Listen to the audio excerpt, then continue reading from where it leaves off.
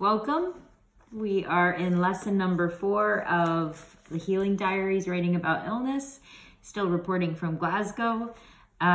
This is definitely one of my favorite topics. Before I go into our reading this week and themes, I just wanted to say I am mixing things up a little bit, and we will wait on the Perseverance, that collection of poetry is going to be part of next week, I think, or the week after, because it needs more time unto itself. So instead, this week will be a little bit of Dandicat, Edwidge Dandicat, Dan O'Brien, Chekhov,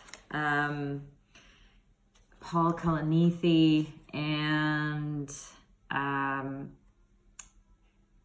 there is a poem in there for the poets, Lauren K. Eleni. And I just wanted to give you the broad view.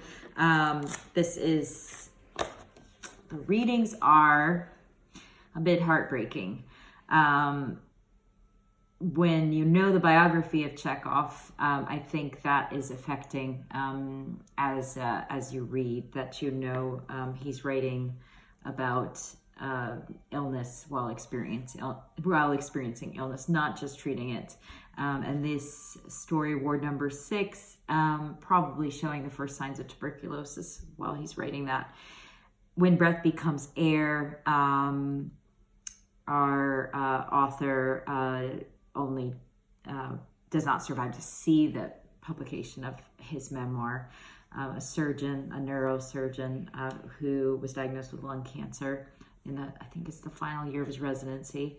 Dan O'Brien, writing with a little bit more distance and clarity on the process of how a play has to convey drama through time, while he is also recovering from illness, but on the other side of surgeries for colon cancer, and a little bit of Floyd's glute, a little bit of Dunn.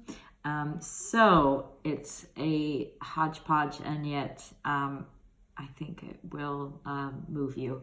So sending you to the reading, there's quite a bit, and the writing exercises, try 2 or 3 of them if you can. There are 2 that are optional, but really they're kind of all optional. You can pick those that appeal to you, and also critique as you feel you have something to say to that author. And then we also have assignments, the longer pieces for everyone.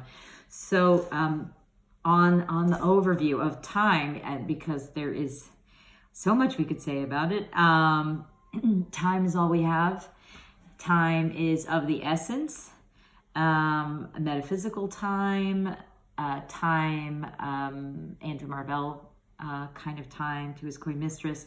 Shakespeare's time, Tide, T.S. Eliot and time, Edwidge Dandicat's time, which is closer to us in terms of narrative. And then she writes about the final chapter, which is really writing about death in characters and death in memoir. When we are sick, we think a lot about time, just as doctors are forced to act with a consciousness that so often there is not a moment to waste. The race to the cure, how we think about time, how we write about time. And with that, how do we write about time? Chekhov. This is the beginning of Ward number 6. In the hospital yard, there stands a small lodge surrounded by a perfect forest of burdocks, nettles, and wild hemp. Its roof is rusty, the chimney is tumbling down, the steps at the front door are rotting away and overgrown with grass, and there are only traces left of the stucco.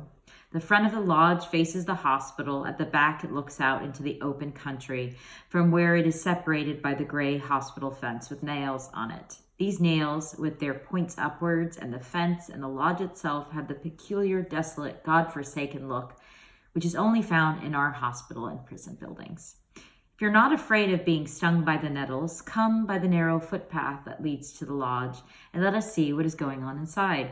Opening the first door, we will walk into the entry. Here along the walls and by the stove, every sort of hospital rubbish lies littered about. Mattresses, old tattered dressing gowns, trousers, blue striped shirts, boots, and shoes no good for anything. All these remnants are piled up in heaps, mixed up and crumpled, moldering, and giving out a sickly smell. That's a portrait of a mental ward, actually, a neglected hospital. This is about as dilapidated a building as you can get. Our narrator is giving us a tour of the prisoners who are actually the patients. They're treated horrendously. They're treated horrendously in part by some insensitive clinicians, doctors who sort of take them as specimens and curiosities. And one of those doctors actually becomes a patient, and everything sort of turns on its head. It's a long story. I think sometimes it is considered sort of borderline novella, very rich and worthwhile. And I hope you love it like I do. So that's just the beginning with ward number 6. From there, quite a different leap into Dan O'Brien, super philosophical. The epigram, when we say time, we mean ourselves. Most abstractions are simply our pseudonyms. We are time. That is Constantine Cavafy, who Dan O'Brien is quoting, brilliant poet from Alexandria, Egypt, a Greek poet, who would have been contemporaneous with Chekhov, actually. Just to give you a few gems from this essay. Like everybody, I presume, I've experienced a lifelong terror of time, its loss. That is why I am sure I write plays. I can control at least my imagination of time's passage, and more importantly, what change it contains. And Dan O'Brien always knew he was a playwright. He didn't become ill and then say, this is what I want to do with my time. He was always driven to write plays and fascinated by how on the stage life gets conveyed in a very, very compressed form. Because an extraordinary play happens purely in the present, watching it and performing it is an experience of both joy and sorrow. And I don't mean simply those comic and tragic masks. I mean the joy I felt as a young actor standing off stage waiting to step into the light. I'd been a shy child. For some reason, my family and friends thought otherwise. I thrust myself onto the stage precisely because I was terrified to be there. Backstage with my nose in the black velvet, heart pounding, a mouth parching, I'd whisper to myself, intoning an incantation, "You're alive, you're alive, you're alive," till I heard my cue and made my entrance. If this feeling isn't pure presence, is pure presence, is not joy, then I don't know what is. Plays are shaped out of the mystery of empathy. The playwright's joy is the actor's joy, is the audience's joy. So that's a starting point. And then here's more, another side.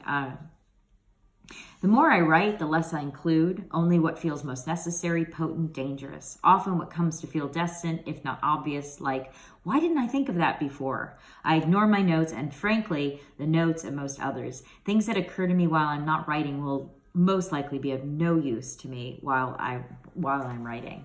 My first finished draft 50, 60, is almost always a third too long, maybe longer. But day by day, beat by beat, I learn what should be left out. This has nothing to do with short attention spans. This is how a story happens. So also what I appreciate about this essay is that as Dan O'Brien is contemplating where he stands with his playwriting, and also how he is feeling after this very intense time of chemotherapy and surgery. And also his wife has gone through the same. They both had cancer at the same time, which is incredibly unfortunate. he now is sort of reviewing how he writes a play and how he can make his plays even better, because he feels even more urgency than he did before. That whole idea of drafting in order to condense, and how many drafts it takes to come to, I mean, he's sort of striving for some kind of perfection, and then he knocks himself about his perfectionism, but he's trying to get at some essence, and he thinks if he just shears and shears and shears, he will come up with that diamond at the center.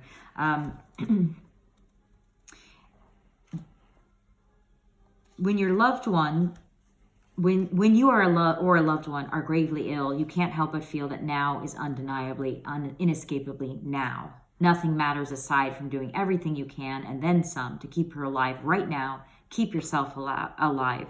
You can't help but take things one day at a time, as they say in recovery, as I suppose I am, or hope I am, recovering, as we all are, says the pseudo-Catholic in me, one moment, one beat at a time. Then he discusses what he means by the word beat, what a beat is in theater. Like everybody, and this is a passage that I'm using in one of your exercises. Like everybody, I've woken up many times, of course, incrementally. It's a dramaturgical fantasy that lives change profoundly in an instant or even a day. Trauma, like its opposite, reverberates backward and forward in our lives. When I was 12 and witnessed my brother throw himself out the window of our attic, when I left my agoraphobic family for Ireland with only an overstuffed pack on my back, when I was disowned by my family more than a decade ago for reasons I suspect I'll never fully understand, when Jessica texted me after her biopsy, it is cancer. When 6 months later I woke out of twilight sedation and the gastroenterologist said he couldn't get the scope in there, the tumor was so large. In all these cases, the thought occurred to me simultaneous with panic and dread that I was receiving a gift, if only I could survive it. In all these cases, I would discover I wasn't who I was anymore. I would have to figure out who I was now. And each time I woke up, I wrote better. Some of it too raw to be pleasing, but with a little distance, I found I was writing with more power. This isn't just boasting. I can't claim that anybody else felt the same way if they were paying attention at all. My new power, my authority, was something I felt in the moments of writing. What Barry Hannah called the party at the typewriter, which is all we have anyway, as writers, the rest being not our business. That is being business. And one more bit. Since he realizes that the link really, or the key for him is sort of recognizing trauma and where it is and harnessing the power of reviving it, just enough to face it. Light and sound still belong as storytelling tools, but also for their associative powers. We are theatrically inside my head, after all. Why pretend otherwise? A head in the midst of waking up. It's trauma, of course, that wakes us up. Catastrophes, private and public, divorces and earthquakes and elections, force change or create the will for change for a time. Okay, the last passage I will go to is from When Breath Becomes Air, Paul Kalanithi, and this is surgical time. In my 6th year, I returned to the hospital full-time. My research in V's lab, now relegated to days off and idle moments such as they were.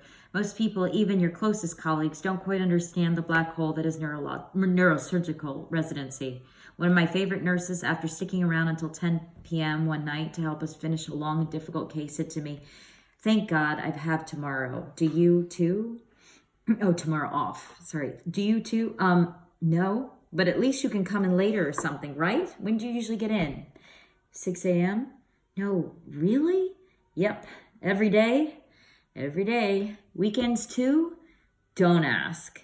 In residency, there's a saying, the days are long, but the years are short. In neurosurgical residency, the days usually begin at 6 a.m. and lasted until the operating was done, which depended in part on how quick you were in the OR.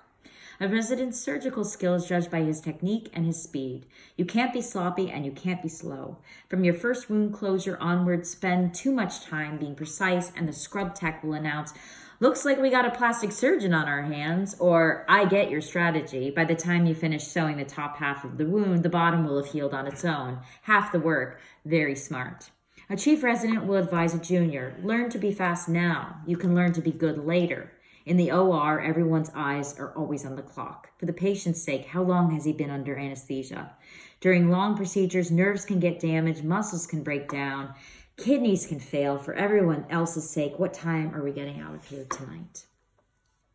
I could see that there were two strategies to cutting the time short, perhaps best exemplified by the tortoise and the hare. The hare moves as fast as possible, hands a blur, instruments clattering, falling to the floor. The skin slips open like a curtain. The skull flap is on the tray before the bone dust settles. As a result, the opening might need to be expanded a centimeter here or there because it's not optimally placed. The tortoise, on the other hand, proceeds deliberately with no wasted movements, measuring twice, cutting once. No step of the operation needs revisiting. Everything moves in a precise, orderly fashion. If the hare makes too many minor missteps and has to keep adjusting, the tortoise wins. If the tortoise spends too much time planning each step, the hare wins. The funny thing about time in the OR, whether you race frenetically or proceed steadily, is that you have no sense of its passing. If boredom is, as Heidegger argued, the awareness of time passing, then surgery felt like the opposite. The intense focus made the arms of the clock seem arbitrarily placed. 2 hours could feel like a minute. Once the final stitch was placed and the wound was dressed, normal time suddenly restarted. You can almost hear an audible whoosh. Then you started wondering, how long until the patient wakes up? How long until the next case is rolled in? And what time will I get home tonight? It wasn't until the last case finished that I felt the length of the day, the drag in my step. Those last few administrative tasks before leaving the hospital were like anvils. Could it wait until tomorrow? No. A sigh, and Earth continued to rotate back toward the sun. As you can tell, Paul Kalanithi is a very literary surgeon. He was also an English major and a graduate student in English before he went to medical school, and he definitely has the magic touch. I hope you like his writing. My last bit for today is just going to be looking ahead to next week with Danticat. I think the point she has to make is where we're going next, and when we focus on scenes, which I know some of you are already writing dialogues and you have people talking, things happening. You're trying to render that, which is great. But how you do that, and I'll have a lot of examples of it. So this is from The Art of Death, the final chapter. We cannot write about death without writing about life. Stories that start at the end of life often take us back to the past, to the beginning, or to some beginning, to unearth what was there before, what will be missed, what will be lost. Whether we love or hate them, the people dying on the page must somehow reveal themselves to us. We must be invested in their fate, whether we want them to live or die. The final moment of death, especially when a prolonged illness is involved, is one of many deaths anyway.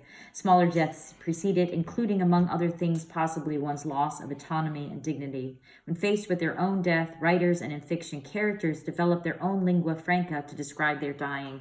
That language sometimes changes as death nears, but it might also remain the same. Thank you. Good luck with your writing. I look forward to your longer pieces. I have the first set and the second set's been rolling in, and I am out of time tonight, but I will keep giving you feedback. Thank you.